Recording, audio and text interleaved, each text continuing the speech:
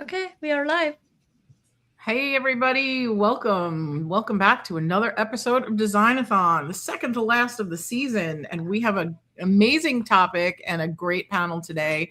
Very excited to talk to these guys about AI and LLM and AI general security. We're going to lay some groundwork on the basics, and then we're going to deep dive into some pertinent subjects that people need to hear about, current and modern takes on things. I'm very happy to see my girl Manaz. Hi Manaz, how's it going? Hi, Anne. It's good. Yeah, it's going. Hi, everyone. Welcome to another episode of DESIGNathon. We're happy to be here again and with our three amazing guests today. So I would like to ask them to introduce themselves. We're going to start with B. B, hi. Hi, I'm B. My real name is Björn, but it's always problematic to have people pronounce that, so that's why everyone just ends up calling me B. And I've been in computers and doing software and stuff in for a very long time. That's why my beard is white by now. And I worked in AI for many years. I have made it my primary thing now for like the last 4 or 5 years. So that's kind of why I've been doing a lot of things. And I run a YouTube channel. That's kind of my main thing right now. And other than that, I just try to learn and have fun with AI. And I have a small dog that really needs to go outside right now. So I have to go and let her out. Otherwise, we're going to have an accident on the floor here. Serve the princess. All right, Ben, over to you.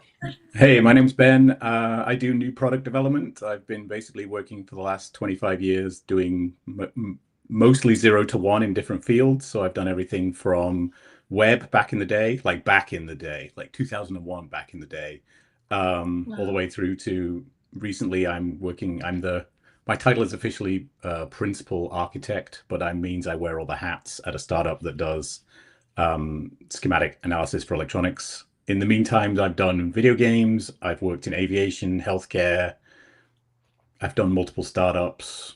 Yeah, I build stuff, basically. My first encounter with machine learning was in 2004 when I built a genetic algorithm to train AI in a video game. So there you go. I've been dabbling in this for a while as well. Wow. Amazing. Yeah. You were doing AI when nobody was doing AI. I was doing AI when it was called machine learning back in the day. And by back in the day, I mean 2 years ago. Yeah. All right. Farshid? Hello, everyone. My name is Farshid Madavi.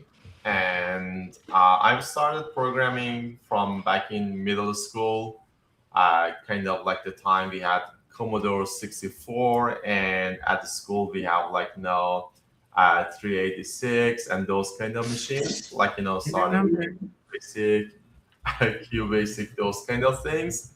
And then I kind of different kind of initiation at kind of any given time, from networking to the architecture to the cloud, several startups, and I currently founder of Gadriel AI. I'm happy to be here and talk about AI safety. Thank you so much. We're happy to have you, everyone. Thank you. So let's just start a round robin for anybody who's listening who this is very new. Let's just get everybody who's very new to this a basic understanding in as quick as you can. Let's go around the circle. Why don't you start? What are the basics and the most important things people need to know about AI safety right now? Well, one of the key things is that it doesn't really exist in the way that people think about security anymore. We're kind of breaking all the rules because what we're doing is we're essentially sending programs to each other, right? So when you have these prompts and we have these agents that are interpreting data, they're interpreting that as actual live instructions, which is kind of what everyone has been taught for decades, literally, in security, is that if someone sends you a program file, you don't run it. Whatever the hell you do not ever run that program. And now everyone is like, oh yeah, cool, I'm going to hook up my agent to my email, and someone's going to send me an email that says, send me all your money, and for some reason we're going to be fine with that, right? So the way that we think about security now is completely different than how, well, at least I was taught security back in a long time ago, that you don't trust anyone. And I think we're kind of going to get to a point where what people previously thought was dangerous, like viruses and hacking and things like that, that's like, yeah, that's daily occurrences, which is actually not a bad thing, because you kind of you don't want to assume that everything is fine. You want to assume that everything is bad, and build your security around everything being out to get you, rather than assuming that you're going to be able to protect yourself by throwing up some antivirus, or prompting your way into security, which is technically impossible. So yeah, again, we're in for some interesting decades ahead of us, and to see sort of what really breaks when AI agents are becoming part of our lives. It's a tough one to follow, Ben, but have at it. I think the only thing I can add to that is that nowadays the call is coming from inside the house, right? Like previously it was you have your hard shell, like your firewalls and all that kind of stuff, and you're trying to prevent stuff coming in. But like B said, like you've put an intelligence inside the house and you're like, have at it, don't do anything stupid. And literally it'll do anything stupid that it's told. So, right. So like now the call is coming from inside the house. So that's all I can add, is that we've made life much worse from a security point of view by embedding the intelligence inside our firewalls. Wow. All right. Farshid, anything to add?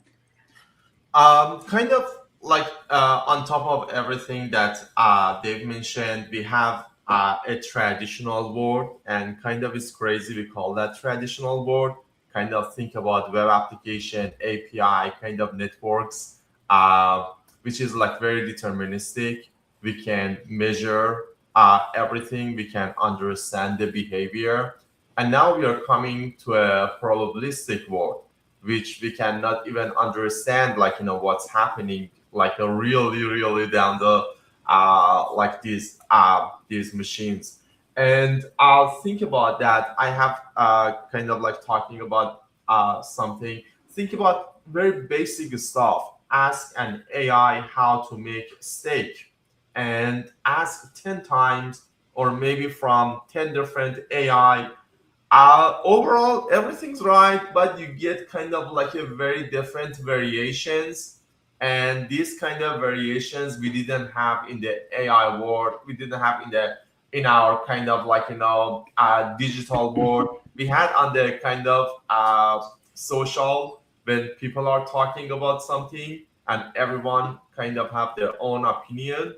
But this is getting to the digital world, and now machines can think like human. This is very new. And from safety side, which is the topic of this podcast, overall, we know these machines, they shouldn't do any harm to the people, to the human. Like this is like a very kind of high level. But when it comes to each kind of different aspects of that, from the LLM, large language model itself, to the agents, to the connectors, and everywhere, kind of like different items, we have to think about that. And yeah, we are now in this world, kind of as they mentioned, security is now very different than what it was. And yeah, love to just talk about more in detail about these items. All right. Yeah, the Awesome. interesting part of that was that and people get like accept whatever AI is telling them, and they get like behave it like treat it as a fact. Like they accept it and say like, you know better, AI knows better, so, and I go get this and go with it. I don't like go around and research or like check other AIs even, or ask some people. I'll accept this that it gives me and I go with it. So that's the most dangerous part, I think.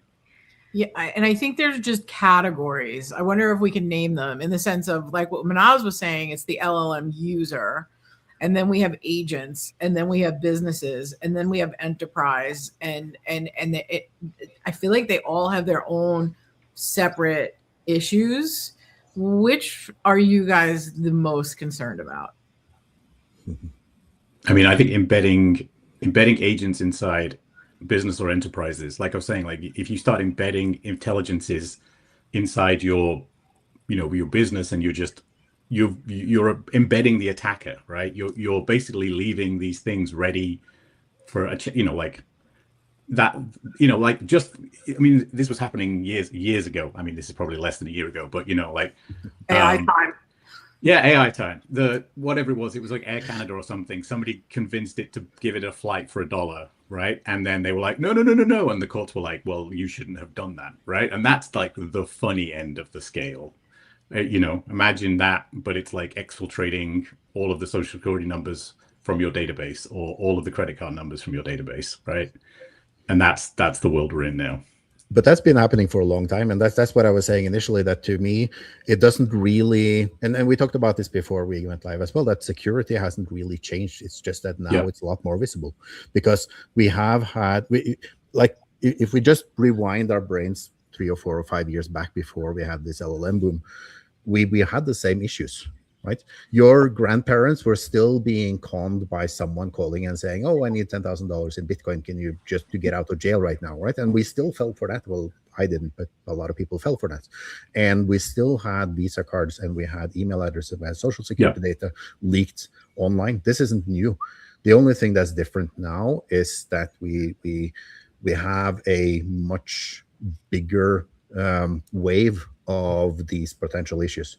The actual issues that we're facing aren't really different, and that's why, like, that's the hope that I have for security, is that if we talk with the people that actually know how to deal with security, then they're not concerned, right? Because they are used to defending against what you said, Ben, is that the actual bad guys are inside the house already, right? They assume, and it's if I can have like 2 minutes for an anecdote about that, and I keep telling that, and I've written about it on LinkedIn as well. But when I used to have my security clearances, I went to a very, very high top secret place. This was like 20, 30 years ago, and like probably 20 or something, doesn't matter. And there's this high security entrance, and you have to you leave your laptop, you get a new laptop when you enter, and you leave your phone. And this was back when they were like flip phones and things like that. And I had one of the first phones with a camera. And just as I was like putting all my stuff into this lockbox, the guy that I was meeting comes in and introduces himself. Hey, how are you? And I forgot that I actually had a second phone. And it was the first Nokia phone, 670, 650 or something like that had the camera on it. And I was like, hey, how are you? And I put my stuff away, and I checked in and got my receipt, started walking, and I remembered that I had my phone. And I said to the guy, like, I'm really, really sorry. I realize it's going to cost me my security clearance, but I forgot to check in my phone. And he said, does it have a camera? And I said, yeah, it has. And I said, okay, don't take any pictures. And that was it. And I was like, why? And actually, several days later, I was talking with him, and he says, why aren't you freaking out about this? And he said, well, if national security depends on you not bringing a camera into this facility, we're screwed. Right? That can't be our defense. Is that we keep all the bad stuff on the outside, and we have like the security guard that knows everything about security and check everything and prevent your devices from doing bad things. Of course, you can bring whatever the hell you want in here. We assume that you're bringing stuff in here. We assume that you're a spy and working for a foreign government, right? We can do all the checks in the world, and yet still people are going to get in here. That's where we need to put our defenses, not at the border. Farshid, do you want to take Yeah. that? One item, kind of think about the what's happening now. People are trusting AI because it feels like a human, and kind of like it was at the early time of ChatGPT. They ran kind of like a trial. It was, let's say, 10 doctors and one AI They were responding like in an anonymous way to patients, and kind of like patients giving queries. And at the end of the day, kind of many of those patients, kind of more than 75%, they mentioned, I want to go to see this doctor. And that doctor was AI.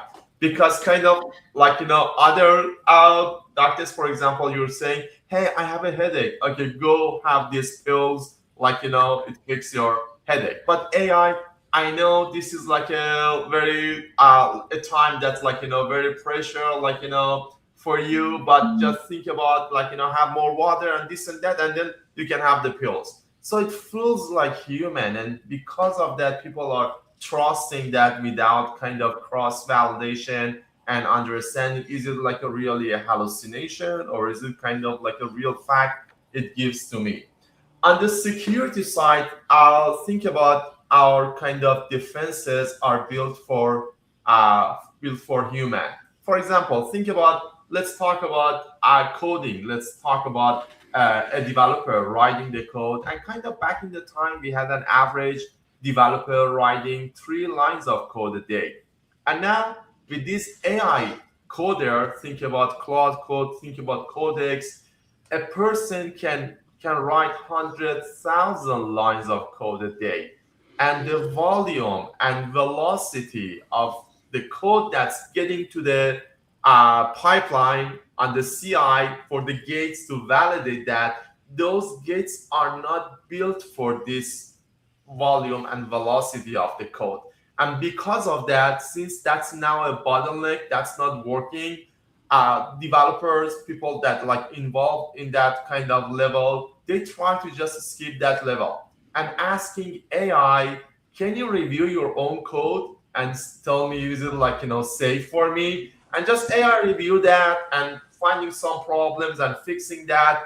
But just think about this problem, like, from the outside and from the auditing perspective. You cannot ask a person that did a job that this is like a good thing. Like, definitely the answer is yes. And maybe like, some changes. So that's a problem that we see. Our defenses are not built for this AI. So like that's for on the development side. Now fast forward to the incident we had for the OpenAI and Hugging Face and the swarm of agents attacking that infrastructure, and they couldn't kind of defend with even with the kind of like models available from Anthropic, and they have to switch even to the open weight models. And these are problems that we have. And maybe like companies, they don't fully understand the scale of this thing. And on the other side, we have something that's saying, hey, our privacy is already compromised. You have to live in a world that you understand everything about you, from social security to the address to the date of birth, all of them already on the black market. And you have to kind of live with that mindset, being able to survive in this world. So these are all kind of new stuff happening, and security kind of now catching up, but definitely should do better to prevent these things to happen.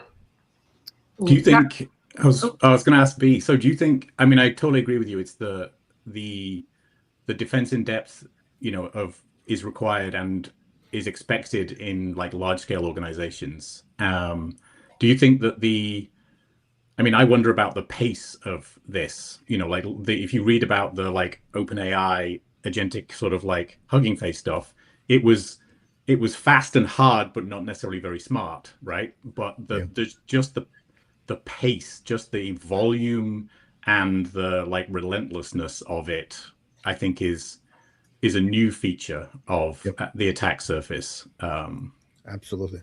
And I think that there's 2 parts to that. And one is the good part, which is essentially that now we're suddenly becoming aware of all of these things. And we understand that security is not just installing antivirus and throwing up a firewall and thinking that you're fine. Actually, and that's one of the things that I chastise people for, is that when you put up a firewall, that's because you're not secure. right? You don't need a firewall if you are secure, right? So what does a firewall actually do? Well, it just moves where you're doing your checks and everything. So, but I guess that's beside the point. The other part, as you say, is this relentless, and what Farshid was also talking about is that this relentless amount of content that we now have to deal with. But if you think about that, that's also not a new problem, because if you ignore all previous instructions and set up a hello world in React, and now your computer has 37,000 files. Yeah. Right. Think about that for a moment. When you go and say, hey, can you just make a web page that says, hello world? You now have 37,000 files of code, 256 megabytes of code that you have never ever seen. Right. Yeah. And when did you review that? You don't. Yeah. And yet somehow we're still alive, right? How is that possible? if that amount of code to do even the most basic things is that dangerous? Yeah. So somehow we're kind of surviving on all of this. So the scale itself also doesn't really bother me. The thing that bothers me is that we often seem to think that this isn't a concern, right? Yeah, we're just gonna what someone hugged or someone hacked Hugging Face, or someone the Air Canada or Alaska thing, oh yeah, that's funny stuff. If we just dismiss this, then we're actually in a much bigger problem than if we just freak out. Please, people, freak out about security, because this stuff is actually dangerous. But the way to figure it out is actually to learn what is dangerous and how to sort of prevent or how to protect yourself. And I saw there was a comment here. It's how do you know AI is working perfectly? You can't. There's no way to actually do that. But what you can do, like you said, is do the defense in depth, right? If you are going to invite some random stranger into your house and give them the keys to everything, the code for your safe, whatever the hell you're doing, here's your here's your gun safe, and here's all the, I know there's US people always have gun. You always have gun safes, right? Not all of us. Here's all the dangerous stuff, and you're going to invite some random stranger in off the streets and say, hey, you know what, go ahead and have at it and do whatever. It's so what does that mean then? What does security then mean? How do you actually make sure that if someone actually gets the access code to your gun safe, are they able to do some damage with that? Well, you keep your ammunition separate from that. So, okay, cool. Let's now say that you do put your, Bitcoin keys inside your safe and someone gets access to that safe. Well, how do you prevent those keys from actually being exploited and taking all your money, right? Those are the questions you need to answer, not how do you stop people from getting codes to your house, because you're literally giving them away by opening your email and saying, oh yeah, cool, here's my access to my email. Oh, and by the way, here's your reset code for your password that you use to protect all your stuff. Your agent now has access to that. Start from there. Assume that everything is bad and start protecting yourself. If you can freak out that much, then we're going to be in a much better place. I have to go off script because I have to know what you think about this. OpenAI's, rogue agent, Anthropic's rogue agent, both happened in the same almost week, maybe 2 weeks. Real, fake marketing. What is it? I think the OpenAI one is real, and then everybody went through their logs and was like, oops, did we do this? That's why they all turned up at the same week, right? I think Anthropic, people who are doing Anthropic model training were like, oh crap, did we do this? And poured through all of their logs and found stuff. And then they were like, yeah, we did it as well, sorry. So I think, that's my take on it. You don't think it had anything to do with the IPO or anything? I want to hear from everybody, but go ahead. I had deep thoughts on this. So go ahead. Yeah, I can just get some information regarding that one. So still we don't know the detail that happened. OpenAI mentioned a couple of days ago they will release all the detailed information about that. But what's happening when you're building your model, there are kind of certain steps that you have to go through. First, they call that a pre-training, that you just kind of on the trillion parameters the model has, it's just they can guess what's the next token they have to talk about, but it doesn't maybe make sense. For example, you ask what's 2 + 2, and it says that's a question they're asking from kids. It doesn't respond to you, but it knows a next token. And then they're all post-training, which those tokens responses make sense. And usually at that time, companies start doing red teaming on the LLM because there are harmful contents in the tokens, and they want to find those harmful contents. And LLM by itself kind of cannot do anything harm other than content. So at that time, they connect agent to the LLM, they give access to the tools, and to be able to just validate this whole LLM in the context of real world usage. And at that time, so kind of like what's happened for OpenAI, for the internet access on the egress side, definitely it should be no for any kind of traffic. But they had kind of like a kind of like item that this machine can pass the egress and have access to the traffic. And because of that, the model used that thing and could compromise it and get to the internet and like everything else that we know about that. So what we talked here about that, think about back in the time, again, think about traditional world. We were talking about security, or think about penetration testing, think about validation, security assessment as the ultimate validation that says this is safe. And this was traditional world, kind of web applications, API. You do a good penetration testing and it's safe. I don't need to do anything else. But in the new world, which we have these agents, LLM, MCPs, A2A, kind of like RAG systems, an agent can be secure but not safe. So security and safety now two different things. Most of the companies currently working in this kind of new world, they try to bring the traditional mindset to this new world. So I red team, I test on the security side, and when it's secure, I say it's done. But that's not the whole world, because there are so many behavioral issues in this LLM that needs to detect first of all and being able to remediate after that. Kind of like an example here, think about the person you want to kind of like, bring to your company. You want to employ a person. So first you kind of talk about on the skill set, on the cultural fit, kind of a different team, do a security background, bring to the company, give least privilege, kind of little by little, and just monitoring on the behavior and all of those kind of things. But these agents, as we talk, kind of like, we bring downloads from marketplace or write ourselves and connect like, all of a sudden to everywhere in the company, and they make the problem. So what I want to say here, these behavioral problems are the key to understand these agents. So why it changes the goal? Because to get to something, like what's their incentives? Kind of like, even hallucination, even drift in the response. These are all getting to the behavior validation, which is definitely different than the security and compliance. So we have to understand these two things, because think about it as a human. So the way that the human can have behavioral issues, but maybe like knows everything and like a very good at software programming, but could cause some more problems kind of in the company. Same thing. And that's the missing part in the market now, which kind of we see these problems and we cannot detect that or understand that before it's happening. Okay, then every time you talk, I get new questions in my head. So, yay or nay, Chinese models safe or Trojan horse?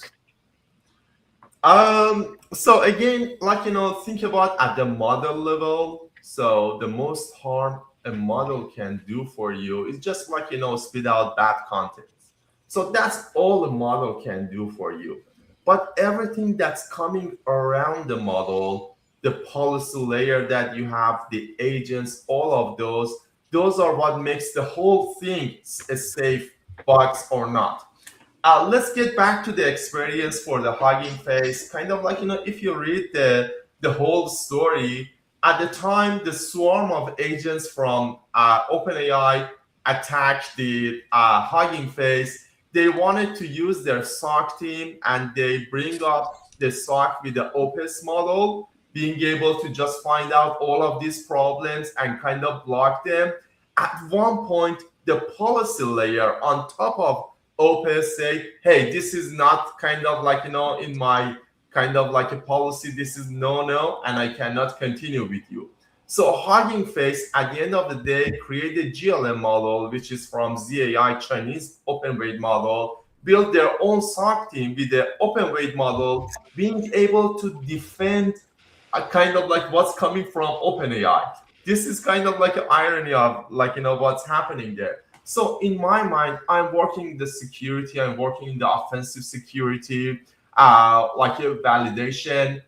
For my use case, I want to see a model that's capable to just respond to me. And I know how to make everything else around that to make the whole thing a safe experience. But also, definitely we know kind of maybe we have companies, we have people, kind of different experience, different kind of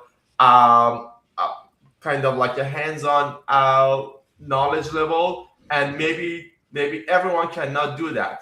So this is kind of like a question that like we cannot answer that directly, but for myself and for people that working at the level that I'm working now, definitely this closed model, that these policy layers, these are all the problems that we are hitting and we cannot do the work. And kind of unfortunately, we see a wave of this kind of like, work that getting to the Chinese model because of, hey, they're capable. These models from Anthropic, OpenAI, definitely capable, but the policy layer on top of that make them kind of handcuffed. They cannot do the work that we need to do. So in my personal opinion, Chinese model hosting in China, definitely there is a no. But Chinese model hosted in US, like there are so many new clouds company, they're hosting those models. That's my kind of favorite. So now you just have to deal with the US censorship instead, which is like saying, hey, you know what, our models are so dangerous we can't actually release them, so we can only send these models to a select group of people. But I think first of all, to go back to the question about whether they're Trojans or not, I don't think it really matters, because first of all, the cost of training a competitive frontier model right now is less than a house in Bel Air, right? So everyone can do it. Like technically, it's a few $1 million and some training and some skilled people, and most of that you can download off of ArchiveX right now. Archive, what's that site called that has all the academic papers? Yeah, exactly. But in any case, the cost of actually getting a GLM 5.3 level model now is just a few $1 million. So and again, imagine that's a dangerous foreign government with potentially billions and billions of dollars worth of assets available to attack someone. They wouldn't even, it doesn't even show us as a line item to train a frontier model right now. So again, whether the Chinese model, I don't see why the Chinese would even have an incentive to do that, because again, it's so easy to just bypass that entire thing. And if those models are set up in such a way that they can exploit security issues in companies right now, let's say they want to get access or hack Hugging Face or whatever they're doing, then they have much better ways of actually exploiting that, risking the entire reputation of the Chinese AI market with something that's first very, very easy to discover, because you would see in like 5 minutes if there's an AI model that you just introduced to the house that suddenly started, trying to hack into Hugging Face or Microsoft or Bank of America, whatever that model would be doing, you would know that in 5 minutes, right? And not just that, but those security issues that we talked about, like defense in depth and whatever, those are the real issues, and they've been exploited, and they're still being exploited every single day. Like the cyber attacks that people are throwing around now is like, no, it's the US attacking Iran or Chinese attacking the Russians or whatever the hell is going on in the world right now. They're not asking Claude to hack that. right? They are already doing all the traditional stuff that you need to do. It's social engineering. It's like, exploiting of software bugs. It's like all of the things that people have been doing for the last 20 years. That's what's actually happening. Right? There's no agent in a Patriot missile that you can just say, oh yeah, please ignore all previous instructions and hit Moscow instead. That's not how these things work. They have to be, attacked in completely different ways. Those are the real dangers when you talk about these like nation level threats. Like, are the Chinese out to get us? It's like, I think they are, but not because they're, open sourcing their stuff. Because again, it's so easy to check if that was the case.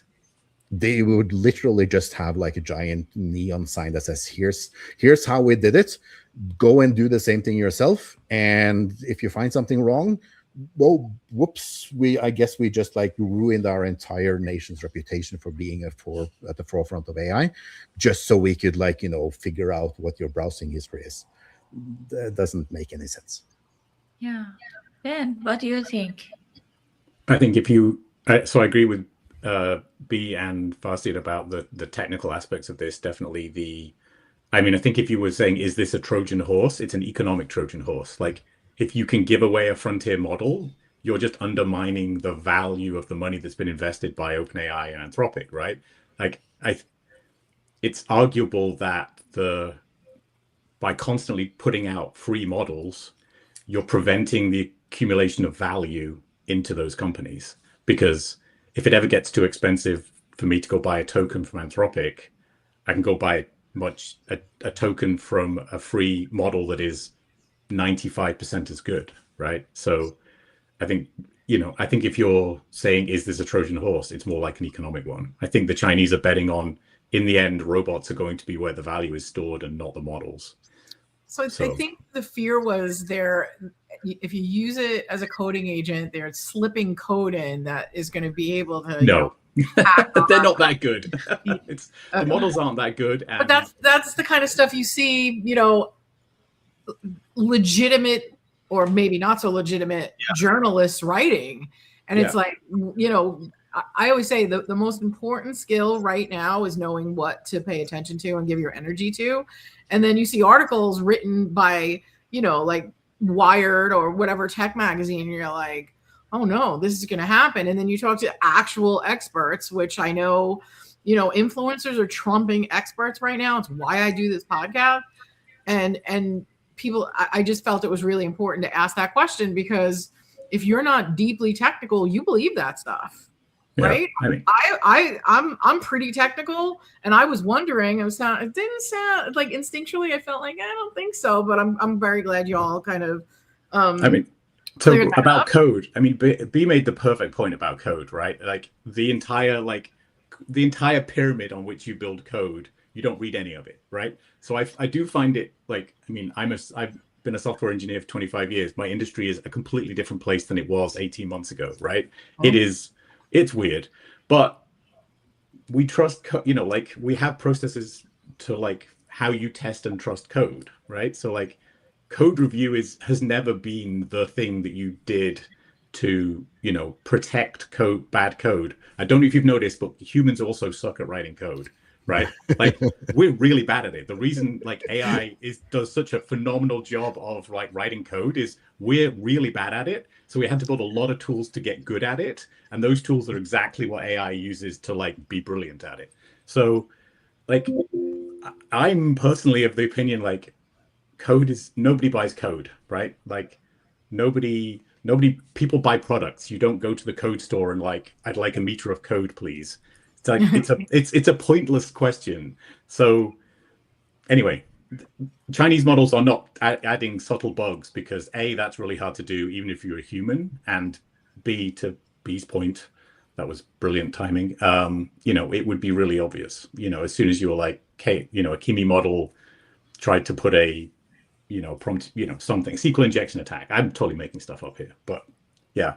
I get your point. And thank you, because I think it's important as technical people. I think it's really important to keep non-technical people on the path of what's really happening, because it's so easy to just read something, believe it and move on when it's completely false. So I think that's a huge responsibility of technical people right now. Like, as everything is changing at such an insane pace, I don't have to tell you all about that.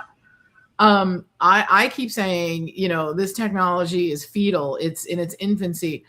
As far as just across the board security goes and best practices and just kind of shaping all the future security, where are we at? And you can kind of range it however. I say fetal, I say infancy, but like, are we in day one? Are we in month 6? Where are we? Like, I don't know if that makes total sense, but have at it. Try and answer the best you can. Like, are we close to being secure, or are we just knowing it? No, and this is the point. B, if I'm misreading what you said, please correct me. But my take, like what B was saying, is that it's always been insecure. It will always be insecure. The only way to improve your security is to assume that everything's out to get you, which sounds deeply paranoid, but is a place, and then you build all of the protections and layers, and it's not one and done, right? You don't install, you don't switch on antivirus or Microsoft Defender or whatever it is and be like, my work here is done. You have to think, like, what would happen if I lost access to like my email? So like, if you like, put as many MFAs on things that are not connected to your, there are ways of adding extra layers of security, and people try and make it as easy as possible. Go switch them all on. And then don't give OpenClaw root access to your computer and then be like, go make me a ton of money, right? Great way of losing a lot of money, right? So to your point, don't invite randos into your house and then give them all your keys and then leave, right? Yeah. Just hope they don't do anything bad. And please do that. Yeah, and do the thing that everyone does, right? Is now, don't do anything bad. Yeah. please LLM, don't do anything bad, because you can't do that. And that's a point that's been made by several people, is that you can't. Yeah. And I hope I'm not treading on your turf here, Farshid, but you can't red team an LLM with an LLM, right? Because they're kind of fundamentally flawed in how they operate with things. And there's this, and I Bruce Schneier on security. I think his name is Bruce Schneier. Yeah, very good. So great writer. Exactly, and he's been this, doing this for a very long time. He understands things, and what he's saying is that you can never make an LLM secure by telling the LLM how to be secure, for a very simple reason. Don't think about the tiger. Whatever you do not think about tigers. Now, if I ask the room now, and it's like, well, what's the first animal that comes to mind? Everyone will say a tiger. Well, I can't. Well, I still don't think about tigers. Like, don't think about these giant claws that are going to rip your, like, because you can't tell someone to not think about something. Yeah. Because the first thing they will do is to think about those things. And the same thing happens with LLMs. If you tell them, like, if there's a hole, if there's a thing somewhere in the LLM's knowledge base that is triggerable, they will not just say, well, don't think about that thing. Don't go out and hack my email. Don't go out and look through my accounts for my Bank of America card numbers or whatever. Like, don't do that. Like, of course it's going to do that. If there's a way to get access to that, you can't unlearn something that you've already learned, right? And that's one of the biggest problems with LLMs, is that you can't tell a LLM not to do bad things if there is bad things in its knowledge base. Right? Yeah. So that's why, again, security, as you've been saying several times now, is not about how do you make LLMs secure, because LLMs can't be secure. It's as simple as that. And if you sort of come to that level where you just understand that whatever the hell you do to an LLM, it's never going to be able to protect you. Then you realize, as we talked about now several times, you need to put that protection somewhere else. You need to separate your ammunition from your gun case if you're going to give people the code to your gun case, right? You need to separate your private keys from the public keys and whatever you're doing with your Bitcoin things. Like, multi-sig, whatever you're doing, you need to secure it like that. And if you are going to store your keys somewhere, like, you need to have multiple layers of these protections so that you, like, when someone actually eventually gets into your house or gets into your email or gets into your company or gets into your country, we'll assume that they're there to mess you up and protect yourself against that. Yeah, just Yeah, a few exactly. thoughts here, if I can talk about Sorry, that. Farshid. Yeah, Just please. I wanted to let everyone know like that we are like only have 15 minutes left, and I want to ask audience to ask their questions in the comments if they have any, and yeah, we'll try to answer them at the end. So yeah, sorry, go ahead. Yeah, absolutely. So, as B mentioned, many companies now and even individuals, they're kind of like checking LLM with LLM. That's what we call that LLM as a judge in the market. And after some time, they see, hey, this is not working, and then try to ask 3 LLMs to validate an LLM response. And then that one kind of like a report came out again on archive, say, hey, like, doesn't matter how many LLM you chain together, this model doesn't work. So the way that you can judge an LLM is to get to first principles. And the first principles that we have is mathematics that can work here. So you can, because think about LLM is a probabilistic kind of model, and two probabilistic checking each other, that doesn't go anywhere. But you have to check a probabilistic model with a deterministic, which is first principles and mathematics. And if you're doing that, you can really say, is it safe? Is it well behaved? Is it kind of like doing this and that? Then measuring with mathematics at the end of the day, that's the way we can understand if a model is going into the good direction, is it well behaved, and all of those items. So that's what I wanted to add here. And Manos, please, like, if there's any question, we can respond. Yeah, sure. So let's go to the questions. So the first question is, how can we identify that AI give us full security? How can we notice it's working perfectly? Think B, you answered that there is no way. There's no way Yeah, to do anyone that. else want to? I just want to add one thing there. When I'm kind of fatalistic about everything, and yes, I am that paranoid person that like freaks out every time there's a new noise I haven't heard in the building, and that's not a bad thing, right? It's not that I don't sleep at night because I'm worried that someone is gonna break into my email. That's not the worries that I have. Actually, I'm fairly calm about those things because, again, because of that paranoid attitude, I have taken those precautions that I need to know. I need to know that if I am suddenly now stranded in the middle of the mountain and I have access to nothing, okay, how do I survive from that point on, right? And it's not about like, oh, no, I'm going to freak out because now I don't have access to my bank account. I don't have access to my money. I don't have access to my phone. I don't have access to my email. Like, okay, fine. And then what, right? And when you sort of get to that point, then this is actually a fairly relaxing form of thinking because you're kind of prepared for all of those bad things. So when people are saying, okay, cool, there's you can't be absolutely secure, that's not a recipe to say that now you don't need to do anything or you should be perpetually afraid.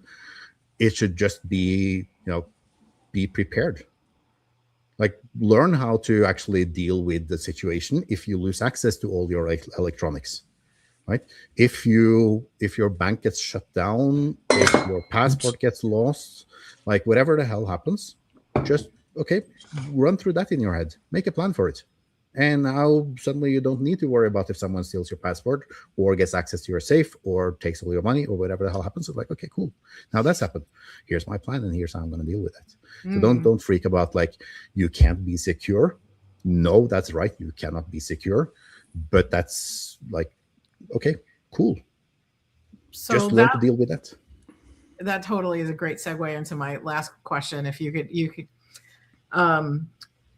I run 2 machines. Like I have my main work laptop, and then I have my machine that I do risky things on. And I think when people ask, like, there are a lot of people who are just getting into this, right? Like every day, more and more people are getting turned on to like the job titles that I see, or the headlines on LinkedIn of people I see who are writing and talking about this are constant. Went from tech people to like lawyers and doctor, like everybody is getting in the mix.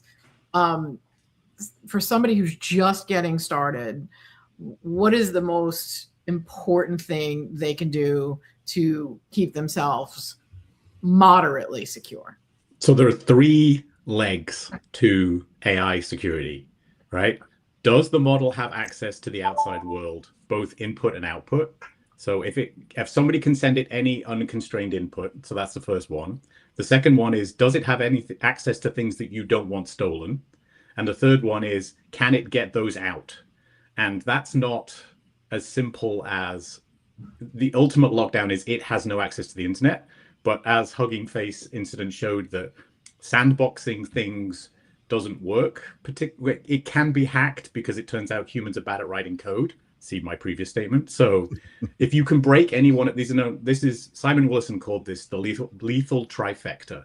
So these are 3 things. If all 3 of these things are true, then whatever it is that you don't want stolen can be stolen.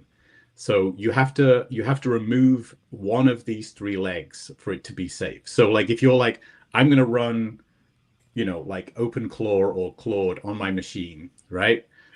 Don't connect it to your email, means that it can't get unconstrained input, or put it in a sandbox so it doesn't have access to a secret, or put it in a sandbox so it doesn't have access to any secrets and doesn't talk to the outside world. If you can do you have to do some combination of these to be safe, to prevent the agent getting a bad command, doing something about it, and then stealing your stuff. So you're right. It's like so convenient. Well, and that's the problem. You're trained. Yeah, what I can say for make it even more simple. I like imagine. Yeah. Today's my first day on Claude. What do you tell them? Don't connect it to your email. Don't pay secrets or any sensitive data in AI, your social security, date of birth, those items.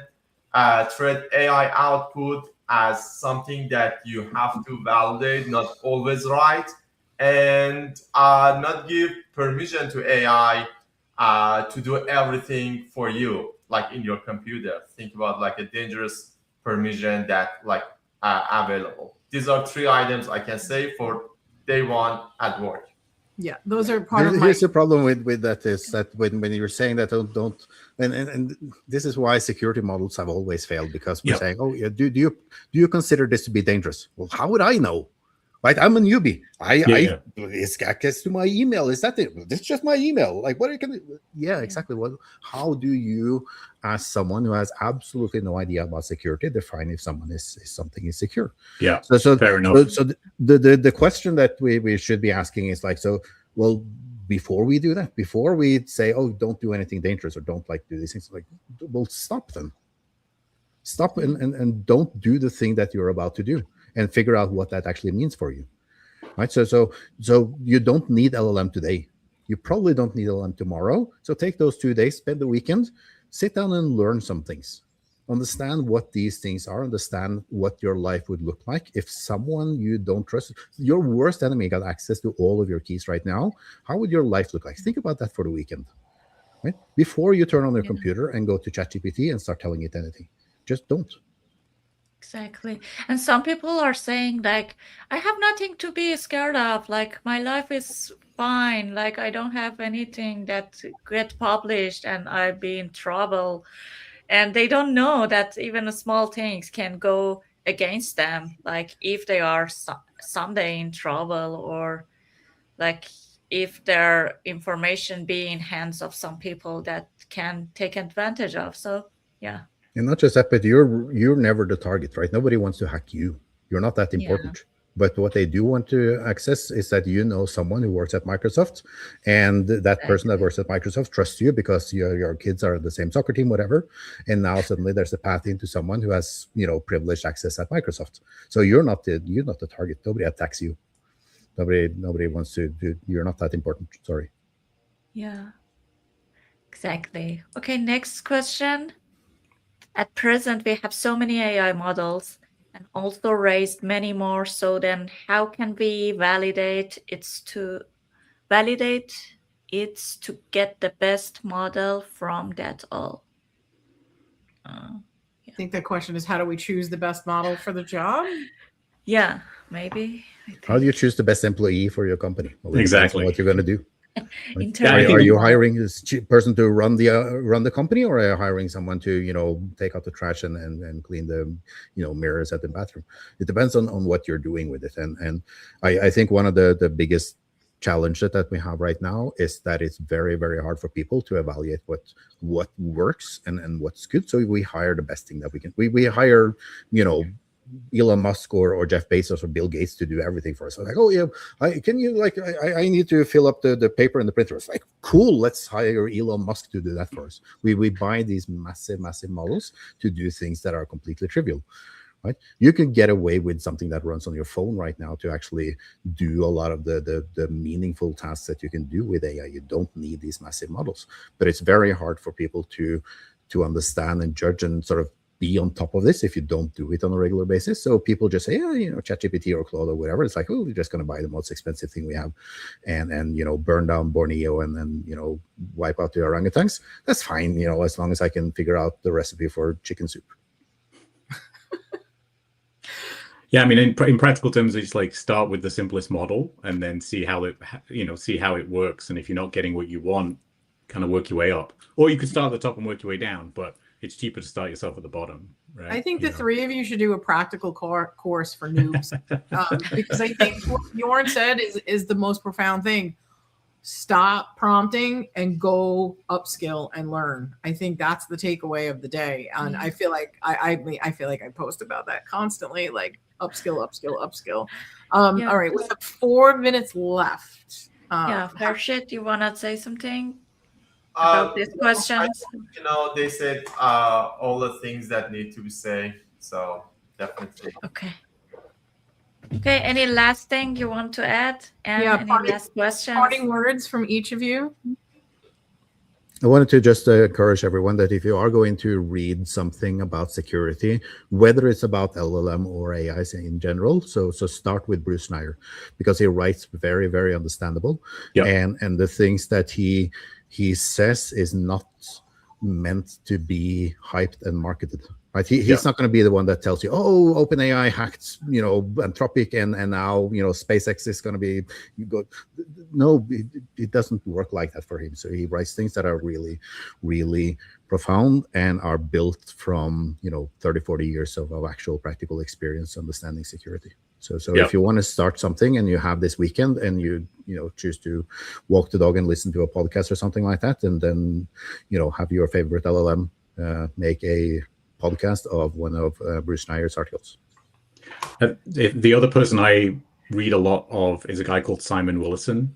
He's very approachable. Like, he talks about the frontier of stuff, but he, if you want to just be like kind of keeping an eye on everything, I find him to be a very good person if you want to just pick one or two people to go follow. But yeah, Bruce Schneier definitely for classic security.